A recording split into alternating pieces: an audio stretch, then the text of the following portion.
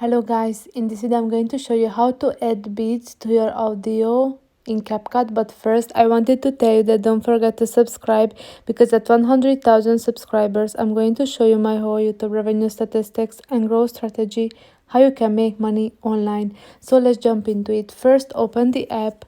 Now you have to select one of these projects, one of your projects, but if you want to have or start a new one, click on that plus icon, and now you have to select from your gallery. I'm going to use this one, and first I have to add audio. I'm going to add some recommended music. And now I have to click on the audio section, and now you should see on the bottom of the screen the beats option. Click on it, and now you can see that I can add beat manually. I have to scroll where I want to add the beat, and I have to click add beat, and you can do it for yourself.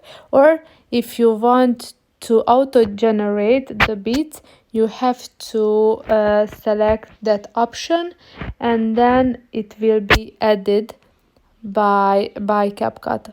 And if you are done, just click on that check mark icon, and then you are all set.